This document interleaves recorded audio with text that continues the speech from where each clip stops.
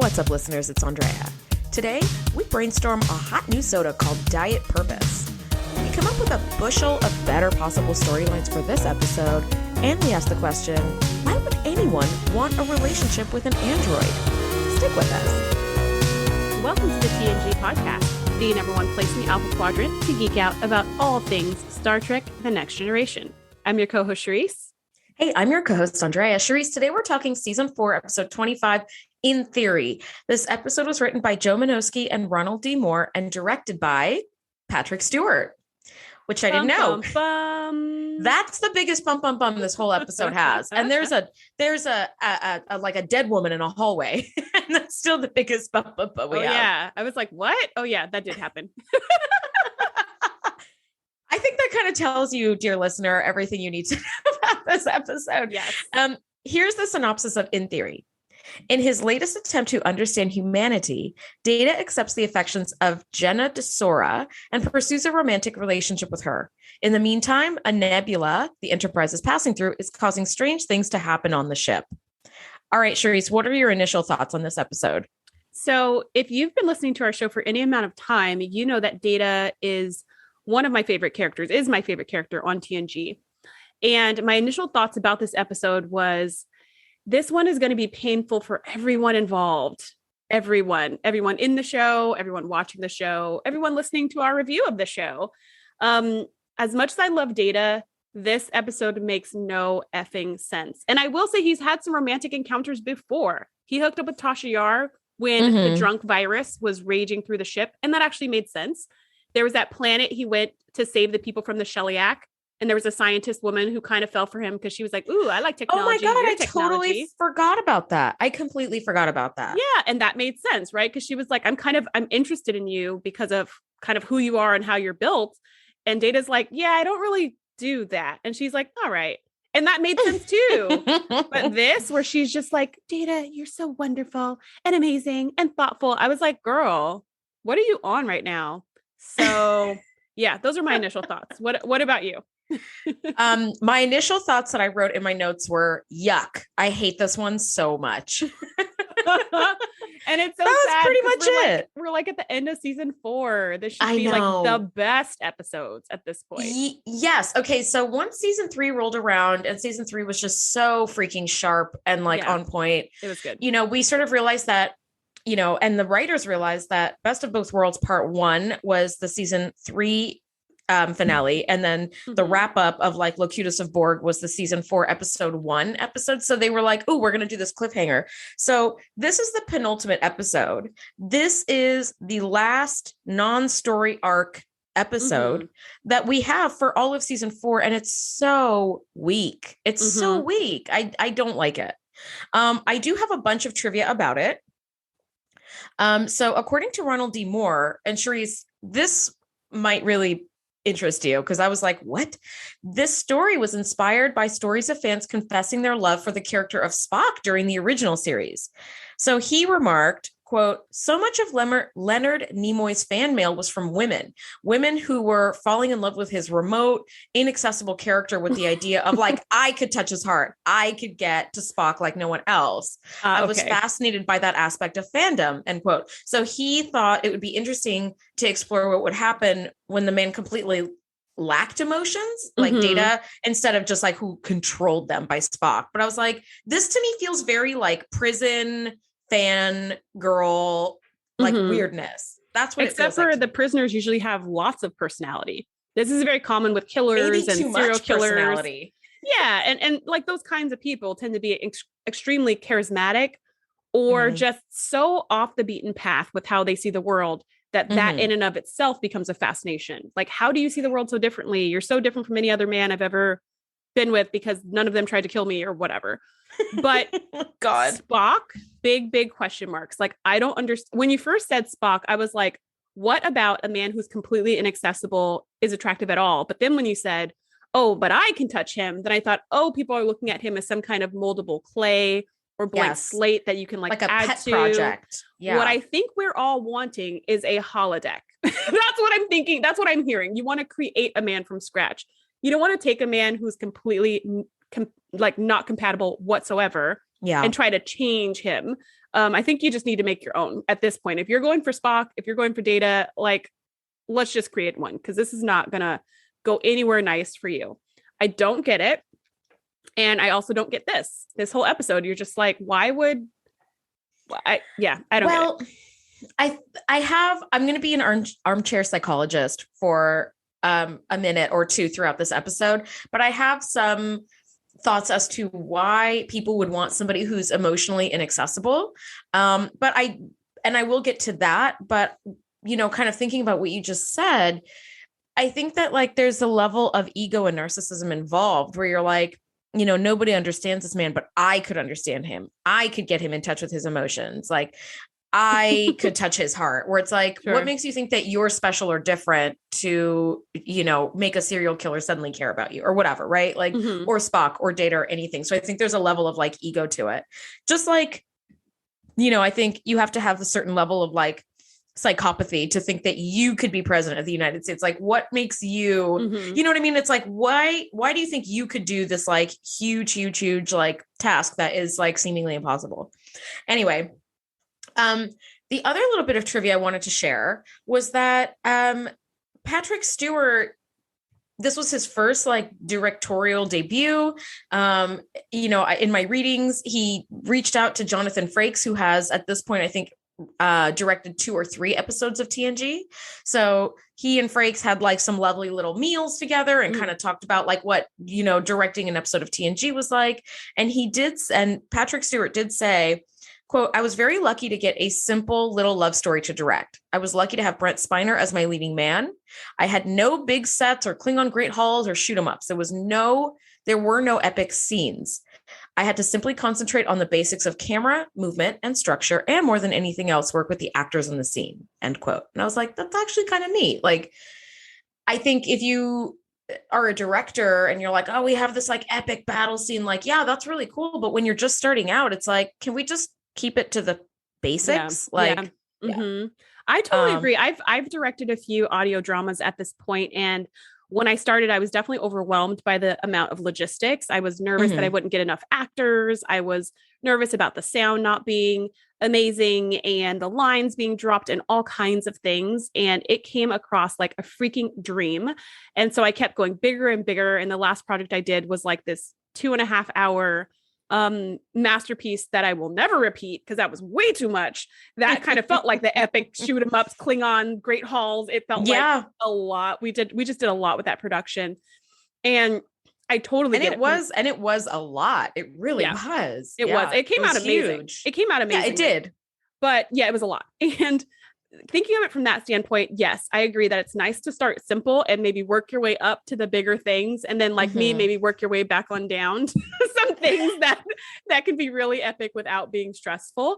That being said, this is Star Trek. So like a cute little love story without any shoot 'em ups or Klingons, like what's the point of that? However, I will say we have already had a few love stories in just the last few weeks. We've had that Loaxana Timothy relationship, which was beautiful and confusing, but beautiful. Yes. We had Beverly and Odan, which was beautiful.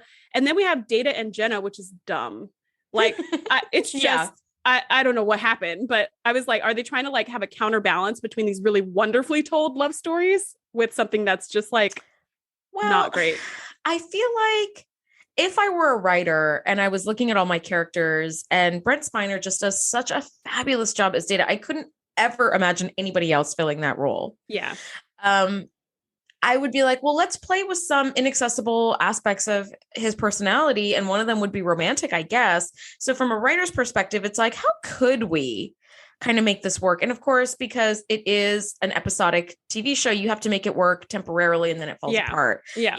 But it's like, that would be interesting. But as a viewer, I don't want any of that shit salad that you're trying to sell me. I don't want any of it. I don't want any of it. Yeah. And it's really hard too, because you think about what kind of woman would be in love with Data? And I guess it would be this woman. But like, do we care about this woman? Do we want to like see her ever We've never met her before. We don't care about her at all. Yeah. We never met Timothy before. We never met Odan before. And we were just like, yay, we want you guys to be together, And this, we were just like, y'all need to break up. What is this? What even is going on right now? Yes. Okay. So let's break this down. It's going to be a real rapid breakdown too. The first time the first shot sort of in the Enterprise that we see as this episode opens is the inside of our torpedo bay, which we've never actually seen before. And this woman is just like very distracted and she's kind of not really with it. And Data's like, Jenna, what's going on? And she's like, oh, I'm sorry. I ran into like whatever her ex-boyfriend's name is. Like I ran into Jake and he asked me to dinner and but yeah, Jeff, okay. Like you want me to get back. Who cares? Yeah. He wants to get back together. And I love that Data's like, as your friend, I will now fulfill the obligation that you've requested that I remind you of all the reasons why you dissolved your relationship if you were to get tempted again. So here we go again, and like, it's just, he's like naming all these things that like she didn't like about the relationship. And she's like, okay, all right. Like, I think there's a level of like rebound and loneliness that like makes people really vulnerable to falling into like a bad relationship, or maybe not a bad one, but one that isn't a good fit for that person. And you're like, yeah. And like a good friend, Data's like, don't go back down that road. And when Jenna's like, all right, fine. He's like, hey, this is my third time reminding you, like you asked, do you want to renegotiate our agreement? Right? Do you want me to stop reminding you? Because apparently reminding you is not helping you. It doesn't make you feel good. It's kind of Data's dilemma where he's doing what people ask him to do as a friend. And the people don't mean what they say, which by the way, is a huge freaking pet peeve of mine. And something, and it's a way that Jenna drives me bananas in this episode. I'm like, just freaking say what you freaking mean. He, of all people, will not be offended if you are just straightforward and honest and stop like sugarcoating everything and like keeping people guess what you want. Why would you have people guess? Just tell them what you want. Anyways, so Data, this is Data's dilemma, is people tell him something, he takes it at face value, and then it all blows up in his face. So I do appreciate that he's got the kind of EQ to sense, hey, maybe we should change our agreement because apparently this whole remind you every time thing doesn't really help like you thought it would. And then we go to commercial break with like a -10 bump, bump, bump. Yes, it was a -10 bump, bump, bump. So they're working on, the reason that they're working together is they're working on like modifying this torpedo so that they can shoot it off into a nebula and make it explode at a certain rate or whatever and get some readings from it because they're exploring this cool nebula. And as they shoot this, photon torpedo out, it lights up the nebula, which is really cool. And Data and Jenna are looking at the screen together and she's like, wow, it's just like fireworks on the 4th of July or whatever she says. And then she kind of like looks at Data with those big cow eyes. And I was like, Why she gotta be a cow though? No. It's not that. It's just like when you look at somebody with the big, like moppy eyes, that's called cow eyes. But she's kind of like, and I'm going, Data, red alert, because she's going through a bad breakup. She's really vulnerable. She's already seeking solace in the arms of a robot. Like, yikes. There's just so many. This is like, so it goes to commercial. And I think it's a -10 bump, bump, bump for the ship, but it's like a level 500 bump, bump, bump for us as viewers. Cause we're like, run away, Data, get away from this very unstable person. Again, not a fan. No. So we open back up and we're having a concert, and apparently Jenna and Data are on the same orchestral band team for the Enterprise or whatever. And so is Keiko. Sure. Let's just, okay. And they're having a concert and, okay. And this is again, like, I don't love Jenna. She's freaking annoying. And if Jeff likes her, Jeff can have her. I don't know. She drives me crazy. Here's one reason why. Shereese to Jeff, report to 10 forward, please. And bring a bouquet of flowers away. Yeah, bring some flowers or something. After the concert, Jenna's kind of like pouting, and Data's like, "What's wrong?" And then she goes on and on and on about all the ways she sucks. I did this wrong. I did that wrong. I breathed at totally the wrong time. And she's doing all this to fish for compliments so that Data can be like, "Oh no, you were wonderful. You were great. You did a wonderful job." I freaking hate when people fish for compliments. Really? I didn't see that as fishing for compliments. I thought she was just really, really uncertain and like kind of was just picking on herself. I didn't see it as fishing for compliments. I saw it as fishing because it wasn't just like, man, I sucked at that. I mean, it was like every time he said, "No, you were great," she said, "Oh, but I did this thing wrong." And then he goes, "Oh no, you were great at that." And then she goes, "But I did this other thing wrong." "Oh, you were wonderful at that." I just was like, Data, just again, just let her be. Just let her be. Like I have zero I have less than zero patience for that behavior. Like if she was just upset and then he's comforting her, I think that would be very sweet. But I took it as fishing for compliments, wanting Data to continuously like pump her full of, you're so great, you're so amazing. And then 10 seconds later, they're on some kind of double date with the O'Briens. And I was like, huh? Well, I feel like after the concert, it was just because the concert was in 10 forward, they just all kind of sat down to chat. But it just so happened that Miles and Keiko were sitting down to talk basically to Data, I feel like. And Jenna was like, hey guys, what's going on in here? She pulled a Troy. Yeah, she pulled a Troy maneuver and just busted into a random place. That is quite possible. So Keiko's telling funny stories about her relationship with Miles, who cares? And then Jenna tells funny stories about her and Data, and she's like grabbing his arm and looking at him and all this stuff. And I'm just leaning like, her head on his shoulder. And I was like, yuck, yuck, yuck. Non-consensual relationship. Yeah. Non-consensual. Data's just like, cracking everybody up. And I thought he's a lot funnier here than when he tried to learn how to be a comedian in the holodeck. With Joe Piscopo? God damn it, I hated that. Yes, so much. And I was just like, this is a really awkward double date because because he does not know that that's what's going on right now. I feel like, haven't we all experienced that though? We've all been on a date that we didn't know was a date. And then you're like, uh-oh. Yeah. When you realize it's a date, you're like, I got to get out of here. Yes. Once again, let's just be clear with stuff. Like, I don't like this. So next we have, and we're just, okay, there's actually two things going on. And we're focusing a lot on the relationship because that was the main idea. But there's also this other thing going on behind the scenes. So maybe let's dip into that and wrap up that storyline because honestly, it's so much more interesting. Like I kind of wished, instead of being 10% of the episode, I kind of wish this was like 60% of the episode was like, I wish it was the Nebula. I wish it was a 90-10, but Nebula to romance instead of romance to Nebula. Yeah. Yeah. Go for it. So so they're talking about this cool Nebula. And somebody, I don't remember who, maybe Jordy or something, said like, if there is life inside of this nebula, they would have evolved completely differently from how we did in our solar system because of this environment. And I was like, oh, snap, we're going to get this like different alien species. Like maybe they, they're like photosynthetic. Maybe, I don't know. It could be anything. Could be anything. Yeah. So then they go, is there an M-class planet in there? And Data's like, doop, doop, doop. Yep, there sure is. And so they're like, oh, that's cool. Let's go check out the M-class planet and see if there's any life forms that we could actually talk to. So they go into this nebula to where the M-class planet is. And as they're going through, weird stuff's being knocked off of shelves and whatnot. So, okay, not really sure what's going on there, but I kind of thought maybe it's the alien life form that lives in the nebula. I don't know. What were your, is that what you thought? Yeah. Oh, I just sort of thought like it was like the mystery of the missing furniture movers. Like things are just getting knocked around and stuff, but like not, because Beverly was walking by a table in sickbay and like a hypospray fell down. And what I did think, I thought this was some like phase shifty kind of stuff. It felt phase shifty to me. It didn't ever give me any vibes like it was like some mystery, like invisible aliens that like we can't see or whatever. I wanted invisible aliens because at different points we see the ship, like this dark spot show up in the ship's hull and then disappear. And I was like, ooh, is that like the aliens like peeking their head through like, well, what's going on over here, guys? See, and that would have been amazing. That. Yeah, that would have been so cool. It would have been great. And I feel like anything would have been better than the episode we actually were given. So, you know what? Invisible aliens away. Let's do this. Like, so when they get to the M-class planet, I'm like, oh, they're going to meet the invisible aliens and find out they were on their ship all along.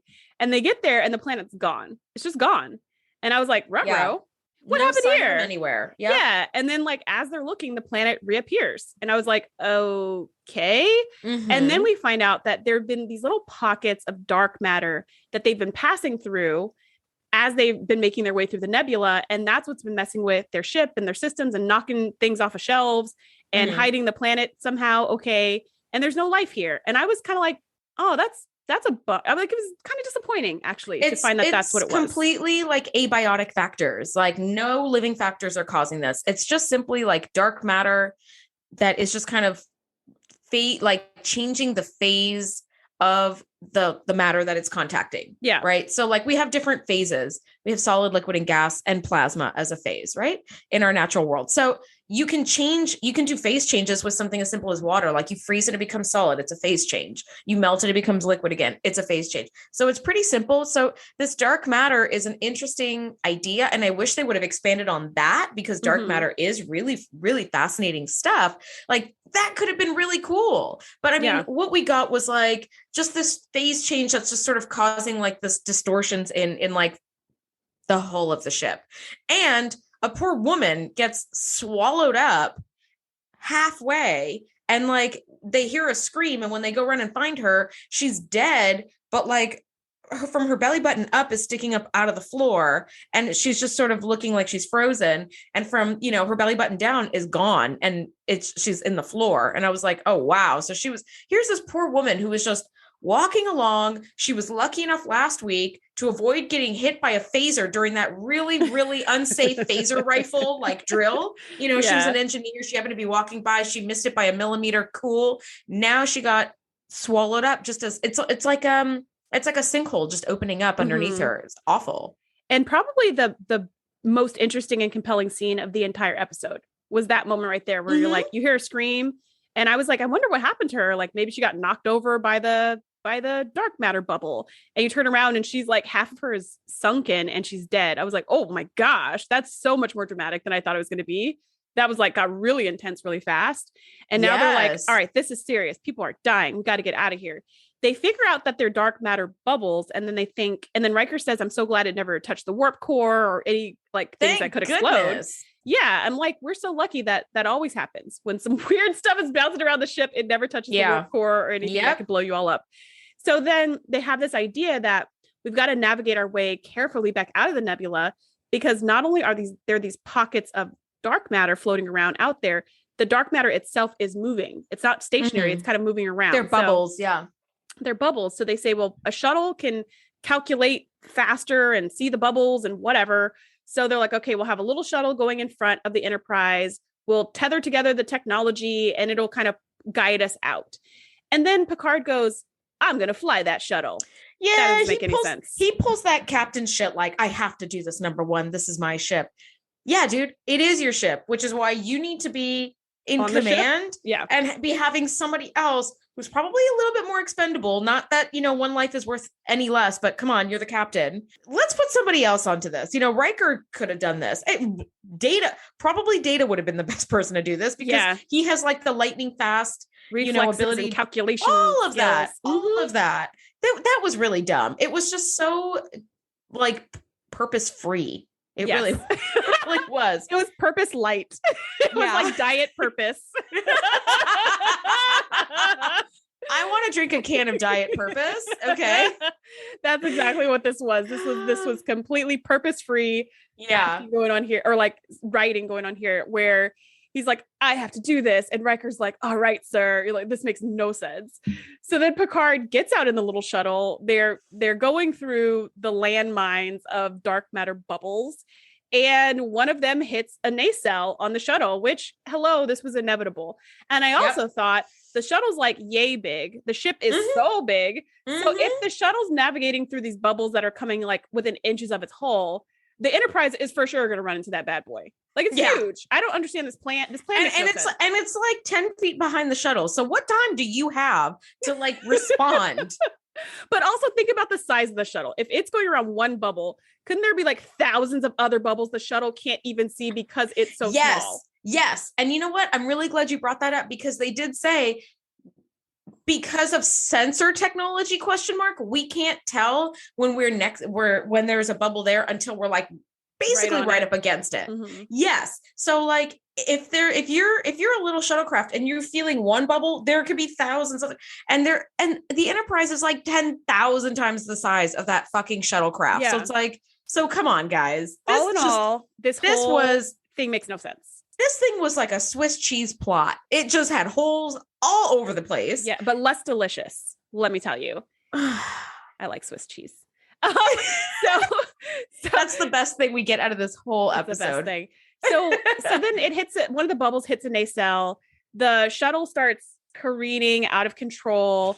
And O'Brien has to beam Picard back before his shuttle explodes. Yeah. So we're kind of like, did we really need the shuttle? I don't know. So also, it's the same tired trope. We've done this 1,000 times. A ship explodes. Chief O'Brien is a wizard and manages to get them back in the nick of time. But not the nick of time. Like the shuttle explodes and Picard beams aboard 18 seconds later. And it's like, I got him. It's like, okay, we've done this so many times now. So many times. I also thought when the shuttle first got hit and he's like, I'm going to try to switch to manual. I was like, just get another shuttle. The Enterprise is like right there. Just take this busted shuttle back. Go get another shuttle. You have 18 shuttle bays. Surely you have more than one shuttle. This makes no sense. Sorry, that's so funny. You know what? They are a one-track mind. When we decided to engage a plan, we shall not deviate from this plan. The plan will continue. Why are you still piloting this broken shuttle? Just take it back. It's 2 feet away. Take it back. You know what? How about this? Just beam me off the shuttle onto another shuttle and I just take off. I'll keep going. I'll just tractor this one in. We'll fix it. I don't know. So anyways, they beam him in. Fucking waste of a shuttle. It explodes, right? Unnecessarily. Yep. It explodes. Completely. And then Riker says, gun it. And they just go as fast as they can to the edge of the nebula. Well, what happens to the whole dark matter bubbles could hit the warp core and explode the Enterprise? He basically was like, put the pedal to the metal, Data, go. And then you hear sound effect as the shuttle burns out, or the Enterprise takes up. Yeah, it was you're still 1,000 kilometers from the edge of the nebula, to the boundary. That's a lot, guys. That's a lot of room.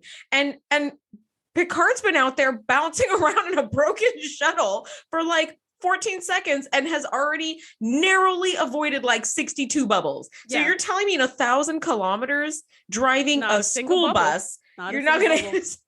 Well, it seems like they were there's a bubble that formed between some decks. Minor damage reported, just kind of nothing. Yeah. It's which makes no sense since that one woman just got swallowed up by that bubble. But okay, whatever. So you know what? Doesn't matter. So dumb. Yeah. Doesn't matter who. Super dumb. So then they fly away, and that's kind of the end of that storyline. I would have liked that to be the main idea. I would have liked, instead of dark matter bubbles, which was dumb, I would have liked invisible alien people that they think there's some nefarious thing, but then they come to somehow communicate with one another, and it's an awesome first contact, and they safely go out of the nebula. That would have been really cool. So, yes, that would have been better to find out an alien species was accidentally causing damage. And then when they were finally able to communicate, be oh, wow, that was not our intention at all. We're so sorry. We didn't we exist in the dark matter bubbles. Right, and that's so we're just going to go ahead and move all our bubbles out of your way so you can just safely get out of here. Yeah. Or even you've been messing up our bubbles. We thought, you guys were trying to mess with us, or something like that. That could have been really look at that. We already have 10 much better storylines. Yes. And none of them involve Data and Jenna. So that's the end of that storyline. Okay. Yeah. Now going back to Data and Jenna, they are hanging out in engineering. Data's actually working. Jenna is just sitting against a torpedo talking about her childhood. What is she doing right now? And also, I was like, why is she not respecting Data's rank? She's a friggin' ensign. I don't even think she had a pip. Didn't have a pip to her name. And she's sitting there twiddling her thumbs talking about living on the farm. And Data's have a pip to her name. Yeah. Data's working. What is going on in this scenario? It's so unprofessional. Yeah. Andrea's turning red right now laughing. That you're she doesn't even have a pip to her name. And she's acting like she runs this ship, sitting there twiddling her thumbs, talking about her childhood. Girl, if you don't get to work, get to work or get home. What are you doing here? Why are you even in here? Yeah. So whatever. I'm pretty sure you're not even scheduled to be working right now. Get the fuck out of here. And guess who is working? Else. Data. So stop distracting him. This is not 10 forward. It's not the time or place. This is the phrase that I had for her the whole episode. Time and place. This isn't it. Time and place. This also isn't it. So before she leaves, she's been flirting with Data for a few minutes, which he doesn't really get at all because he's working, and he wouldn't get it anyways because he's an android. So she bends over and she gets him this really passionate kiss. And then she kind of winks and walks away. And Data's like, huh? What just happened? First I was working on a torpedo, then we were making out. I don't know what happened there, which I think a lot of guys can relate to when a woman does something like that and they didn't know that that woman was interested in them. I think a lot of guys can relate to like, what just happened? We were just like talking and then this happened. I don't know where the bridge was. So next we see Data go to 10-4 to ask Guinan for her advice. And my first thought was, Guinan, I love her. Yeah. So happy to see her again. Yes. She gets no advice, which is not Guinan-y. The first time ever she was like useless.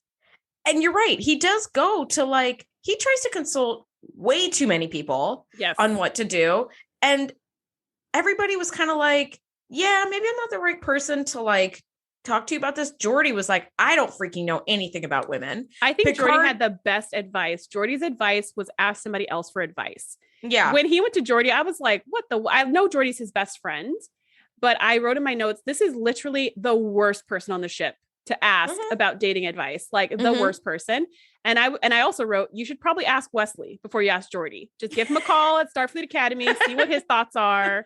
He's already done this whole go around the whole ship and ask advice thing. So he can just like cut right to the chase. Cliff notes. He can give you the Cliff Notes version. I did like the one part of the episode I did like was when, you know, word is getting around that Data's asking everybody their opinion on this Jenna situation. And he even says, Captain Picard. And Picard is already like, I already know what you're going to ask me. Everybody's talking about it. The minute I have some insight into women, I'll let you know. Okay. Yeah. And that was like, yes, thank you. It was so great. Because the second that Data stepped on the bridge, Picard saw him from the corner of his eye and immediately walked to his ready room. It was almost like the Waxana had come on the bridge. He was like, gotta go. Someone's calling me. And Data was like, Captain, wait. And he's like, let me stop you there. So he goes around and asks everybody. Everybody has a different piece of advice for him. But he does exactly what Worf did. He goes and asks every single person. And in the end, he decides, okay, I am going to give this a go. I'm going to write a program specifically for romantic relationships. And I'm going to write a subroutine specifically for Jenna. Things Jenna likes, things Jenna doesn't like. So he's like, I want to try this. And Troy has a good point. She says, you know, this isn't some experiment.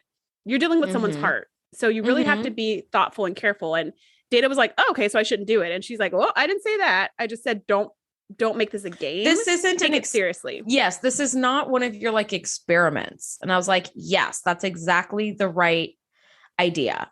She's a living, breathing person with her own needs. And like, this isn't just an experiment that you could run. Yeah.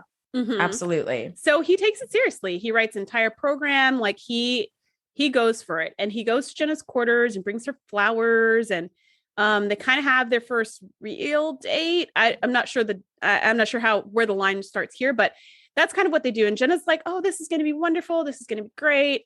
And they have the most forced, awkward kiss ever, but Jenna's willing to give it a try because Data's willing to give it a try. So this relationship ensues. Later on, Jenna comes to Data's quarters and brings him a really cool sculpture while he's painting. And so she comes in and she's like, I got you a little gift. And he's just like, oh, this is so thoughtful, or whatever he says. Thank you so much. And then she's like, well, don't let me interrupt you. And he's like, okay. And he sets it down and keeps painting. And then she gets really pissed. And she's like, Data, like, you should know that when your girlfriend comes by and gives you a gift that you stop everything and pay attention to her. And he's like, wait, even though you just told me, go back to what I was doing. She's like, yes. And he's like, so ignore what you just said and like do what you didn't say. And she's like, yes. And I was like, this, Jenna, again, this is okay. So I don't like this in life in general. Yes, I don't either. But especially with an android who does not know those nuances of you're not saying what you mean. You're saying the opposite of what you mean. How about you just say what you mean?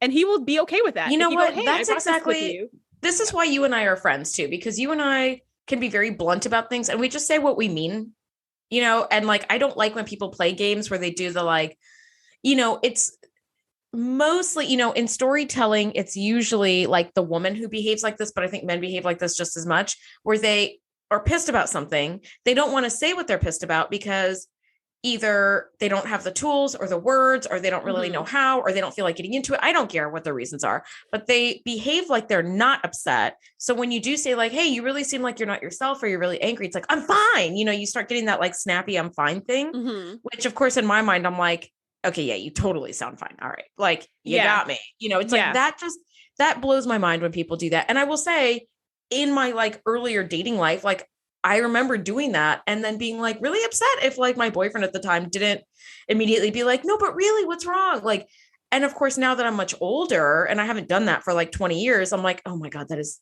literally the most like juvenile, stupid shit ever. So I was guilty of that once upon a time. But like, you know, as you know, Shereese, if something's upsetting me, I'm like, hey, so I'm upset about this. Here's why. And here's what I think needs to be done in order for this to not happen again. What are your thoughts? You know, I like come with the problem and the solution. You actually really do. You're really, that's one of your superpowers.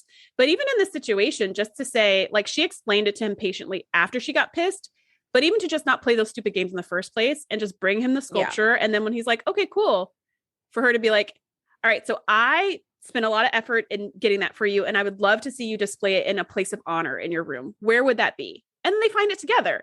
Instead, she does this stupid Where's Waldo hide and seek crap where she has him go around the room going, did I put it here? And she's like, how about here? How about here? Yes, now I'm happy. Like, why didn't you just tell him that in the first place? What are you doing? Well, but here's the thing. If she were a person who was well-adjusted enough to not play those games, she probably would be well-adjusted enough to not even want to pursue a relationship with a freaking android. Fair. Like, the kind of person who would play those games is the kind of person who would think that a mechanical romance would work. It's like, all right, okay, then. There's fair. There's a couple of things that pop up. Like he decides to, like, you know, play this like Mr. Cool role with her. Data does. Yeah. And he's running this like romantic program that he has written for her, which is very sweet that like he wants to make her happy.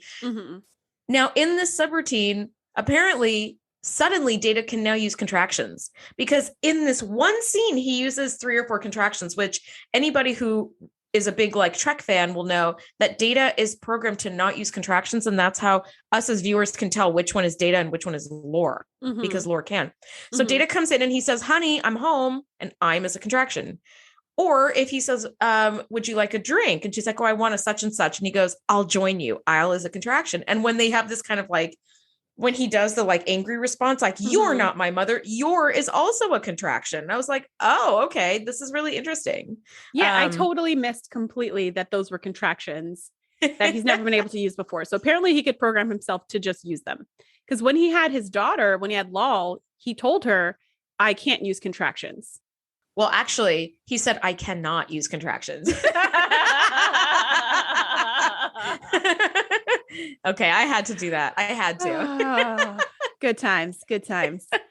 So he's like seducing Jenna, I guess, with this weird voice, and he's like singing to her. Like Lore. Doesn't he seem like Lore? He does, but Lore feels charming. He feels creepy. I don't know. It feels I think creepy. It's because it's very mismatched. Like, yes. I don't know. So he's going around like kind of picking up her messy apartment and like quarters, and also like serenading her, and also like, whatever you like, darling. And she's just like, okay, this is getting kind of weird. And she kind of calls him on it. Like, you're kind of acting strangely. And that's when he jumps down her throat and is like, you can't tell me how to act. You're not my mother, which is funny because she's been literally telling him how to act from the beginning. And he's like, okay. And now all of a sudden he's like, you're not my mother. And then she's like, what'd you just say? And he's like, you're not my mother. That's the appropriate response, right? This whole scene felt very Jekyll and Hyde, right? He's just like flipping between. Very bipolar. Yeah. Yeah. And very unnerving. And then she's just like, you know what? I'm kind of done with this. Please leave my quarters. And he's like, okay. It's just like, again, if you want somebody to be huffing and puffing over you being provocative, you know, people who are provocative are trying to provoke a reaction. You're not going to get that with Data. So it's going to be the most unfulfilling relationship. Because if you're like, leave and don't call me for 15 years, they're like, okay. And then they just go, and that's it. And they really don't give any shits about it because there's nothing there. Like, they don't have anything. So here's where I'm going to be a little bit of this armchair psychologist. She is, I'm going to say, a broken person right now. Emotionally, because she's going through this breakup with Jeff, and she's feeling really conflicted about her feelings with him, and blah, blah, blah. So, I'm going to say it seems that what she wanted was the safety of a partner who wasn't able to hurt her because he had no emotions at all. Like, there's a safety in somebody who's inaccessible. It's like the prison spouses as well. There's a safety to somebody who is inaccessible. we trick ourselves into believing that if you can't access this person, then you can't really be tied to them emotionally as you would maybe a normal relationship. And so if that relationship ends, it doesn't hurt as much. But in reality, I think it hurts in a strange way more, because then you start having those doubts afterward of like, God, if I'd really given this a chance, maybe it could have worked. You know, like you end up sowing seeds of doubt within yourself. And I've known people who have done that, who have gone through like such horrible breakups that they subconsciously like start choosing only people who are completely like unavailable. Either they're in a different relationship with somebody else, or they live in a different country or something, where it's like there's some kind of hiccup in this relationship where it's like an easy way to kind of cut the ripcord and escape if you need to. And they think that they're not going to get hurt, but you you still do. And I feel like that's what Jenna was trying to do. I feel like she was looking for safety with Data. And I feel bad for her. And I think she realizes that after this fight, argument, their first lover's quarrel, as Data calls it, she realizes, I've made a huge mistake. Like this relationship it doesn't have a future. Barely has a present. It does not have a future. Yeah. So she goes to Data's quarters to break it off later on. And he's got this romantic dinner with candle lights and low lighting and all this stuff. And so she comes and basically explains what you just so eloquently said, Andrea, that, you know, I was looking for something that I can't have. I went from a man who was emotionally inaccessible to an android who literally can't access his emotions. And Data responds with, you do have a recurring motif. Like, you definitely have a type. He says his version of, you definitely have a type. Yes. And she realizes, like, I keep doing the same thing. What I would love for her to also realize or say is, and I need to change that. And I'm going to address that. And I'm going to make different decisions. But whatever, I guess it's implied. So she basically breaks up with Data, and Data responds with, okay, are you ready to have dinner now? And she's like, no, I think I should go. And then he's like, wait, are we breaking up? And she's like, yeah, I'm really sorry. And he's just like, all right, I'm going to delete the program that I put in for you then, in that case. Bye. And she's just like, okay. You know, and she's got to be sad for the both of them, because Data literally can't be sad at the loss of this. He blows out the candles, he pets his cat and calls it a day. And this is so, to me, we know Data can't access his emotions and whatever, but to me, this just shows that this relationship didn't mean anything to Data in a romantic sense, because with Tasha Yar, they hooked up exactly one time and he still thinks of her. He still looks at her little hologram sometimes, you know? Yeah. Yes. And we also know that I'm going to say he looks at her hologram and he thinks of her often, not because they had sex one time. It's because they were genuinely friends. And that's why he thinks of her. So he may have had sex with Jenna once or twice or nothing at all. I don't know, or 100 times, but like, that's not what makes that connection. What makes the connection for Data is like the mutual, like, respect and years of building the legitimate up, you know, friendship. Yeah, it's a legitimate friendship. And I think that that's like what really makes it. So yeah, you know, there was something for me watching that ending that was really sad, because, you know, Spot jumps up onto his lap and he pets Spot, and he just sits there and pets the cat and is completely unaffected, as we knew all along that he would be, because he doesn't have emotions. But the fact that he's unresponsive at all is kind of sad in and of itself. But again, I was going to say Jenna's an adult and she knew what she was getting into, but she doesn't. She's an adult and also is just like a very damaged and wounded person, and maybe needs to go see Counselor Troy to kind of work out some of those issues, because this is not a healthy pattern that she has. If you continuously choose people who are inaccessible to you and then you're upset that you can't access them, that doesn't really say too much about them. It says more about you than about you're in this cycle of self-sabotage for your happiness. Yeah. Like, why are you like spiraling the drain, you know, doing this? You're just self-destructing, like, for what, you know, it really, anyway. So that's where the episode ends. So there's a bunch of things that don't make sense. Like, why would the Enterprise just punch it through a whole cluster of dark matter bubbles? Punch it, Chewie. Yeah, it was a punch it, Chewie moment where you're like, what? Like, why would you try to have a relationship with, a robot, which again, she's looking for inaccessibility so as to protect herself, but it's like false sense of protection. It's not even real. That makes more sense to me than the dark matter, to be honest, because you can look at human behavior and be like, there might be some reasons. The science just didn't check out. Like Geordi should have been like, whoa, hold on a minute now. We need to run some tests and analyses. Like this isn't going to kill us to be here for like 4 more seconds and just work this out. I also feel like, why is it that most of the episode, the dark matter bubbles knock things over and then suddenly they start like, dissolving half of a woman into the floor and then blowing up a nacelle? Because like before it just knocked over a hypo spray. So what is it, like a knockover kind of a thing, or is it like a change the matter of other things kind of a like what are the rules around these bubbles?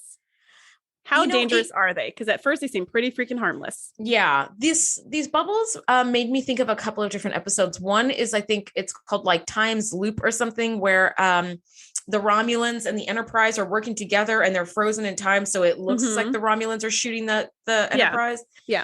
There was that one. And then there's that really great episode. There's a really, really great episode that I like a lot.